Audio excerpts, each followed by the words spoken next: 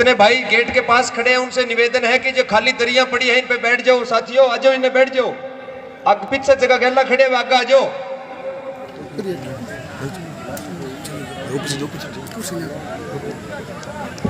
क्या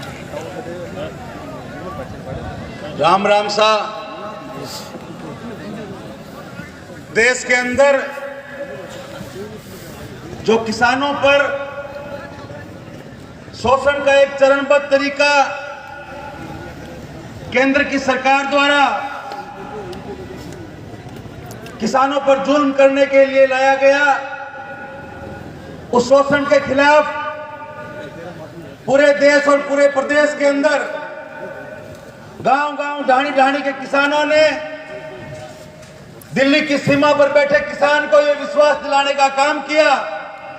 कि पूरे देश का किसान एक है, चाहे वो हरियाणा का किसान हो, चाहे उत्तर प्रदेश का किसान हो, चाहे पंजाब का किसान हो, राजस्थान का किसान हो। हमारा लहू एक है और हमारी सोच एक है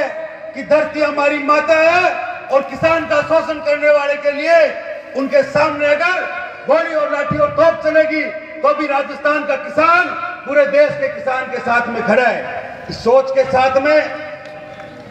इस महापंचायत के माध्यम से बड़े भाई साहब जयवीर जी गोदारा ने और यहां मौजूद श्री डूंगरगढ़ अंचल के तमाम जनप्रतिनिधि, नौजवान साथी, पिता तुल्य बुजुर्ग जिन्होंने आगे बढ़कर इस महापंचायत के अंदर आज पधारे, उन सबका धन्यवाद ज्ञापित करते हैं। आज से 10 साल पहले जब राजस्थान की विधानसभा के सामने उद्योग मैदान पर बड़े भाई साहब जयवीर जी गोदारा आमरण अनशन पर बैठे थे और राजस्थान की सरकार को हिलाने का काम किया, उससे दुगना और 4 गुना जोश आज भी जयवीर जी के अंदर है। हम सब नौजवानों के लिए एक प्रेरणा है और एक संदेश है। आज के हालात के अंदर जो केंद्र की सरकार काले कृषि कानून लेके आ रही है, मैं सीधी भाषा के अंदर समझाना चाहूं कि श्री डूंगरगढ़ के धरती के अंदर प्रत्येक गांव ढाणी से जो किसान 25 क्विंटल की मूंगफली पिकअप में भर के लेके आता है, हमारे पिता तुल्य बुजुर्ग को इस कृषि मंडी के अंदर समर्थन मूल्य पर उस मूंगफली की पिकअप को बेचने के लिए 2-2 दिन तक इंतजार करना पड़ता है और ठेकेदार के सामने नाक रगड़नी पड़ती है। 5-5, 6-6, 7-7 हजार रुपए का उसको रिश्वत देनी पड़ती है, तब जाके वो मूंगफली तुलती है। इससे बड़ा ठेकेदारी प्रथा का जुल्म आपके और हम सबके सामने। जो दूध का भाव गांव के अंदर 40-40 रुपए, 50-50 रुपए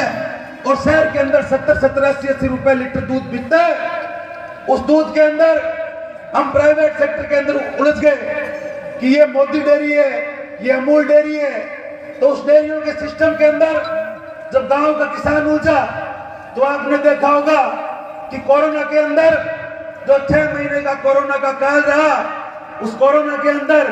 शहर के अंदर तो दूध 150 रुपए और 200 रुपए लीटर इन डेयरी वालों ने बेचा और गांव से 7-7 रुपए, 8-8 रुपए के अंदर श्री डूंगरगढ़ विधानसभा के गांव से ये डेयरियां लेकर गई। क्योंकि इस प्रकार के निजी सिस्टम के अंदर आप और हम लोग चले गए। इन काले कानूनों के खिलाफ बोलने के लिए, लामबंद होने के लिए और मजबूती से आगे बढ़ने के लिए, केंद्र की सरकार को घेरने के लिए गांव-गांव, ढाणी-ढाणी अलग जगानी होगी और अगर जरूरत पड़ेगी तो देश की राजधानी दिल्ली को और प्रधानमंत्री नरेंद्र मोदी के खिलाफ प्रत्येक किसान को सड़क पर निकलने की आवश्यकता होगी। आज यहाँ पधारे हुए तमाम किसान प्रतिनिधियों का और नौजवान साथियों को यहाँ से संकल्प लेकर जाना होगा कि हमें हमारे हक के लिए लड़ना है। आज यहाँ पर जो भी किसान और जो भी जवान आए वो अपने खुद के हक के लिए,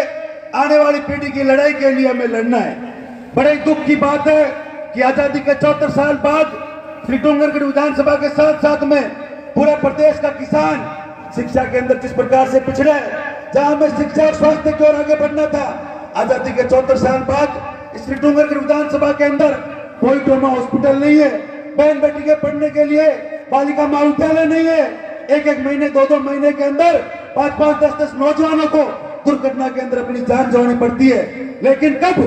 किसान और जवान अपने हक की मांग करे, हम चाहते हैं कि रेडी बाना उपनी कल्याण सर बाडेला बरसात सर की बेटी पढ़ लिख कर बीकानेर हॉस्पिटल की इंचार्ज बने, मोमा सर का बेटा बीकानेर का कलेक्टर बने, एसपी बने। लेकिन शिक्षा और स्वास्थ्य की बात हम कब करें? जब ये केंद्र और प्रदेश की सरकारें किसानों का खून चूसने का काम बंद करे, तब जाकर किसान और जवान आगे की बात करें। एक तरफ से बिजली और पानी की मार,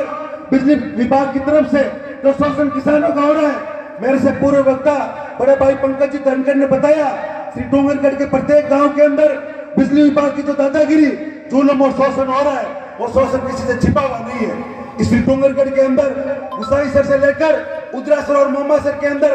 प्राइवेट कंपनियां, जो निजी अडानी की कंपनी बिजली का टावर लगाने के लिए आई थी, यहाँ पर उदरासर और मोमासर के किसान बैठे। हमने सड़कों पर बार बार कलेक्टर के पास में गए, एसडीएम के पास में गए और तमाम पार्टी के नेताओं के पास में गए, लेकिन ऊपर से लेकर नीचे तक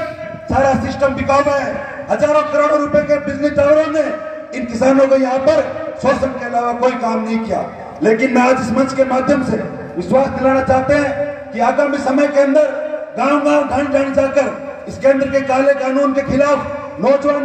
संघर्ष के रूप में, एक सेना के रूप में हमारे किसानों को और बुजुर्गों को एक सेना की अग्रिम पंक्ति के रूप में खड़ा मिलेगा। तमाम पधारे लोगों को, बुजुर्गों को बहुत बहुत धन्यवाद।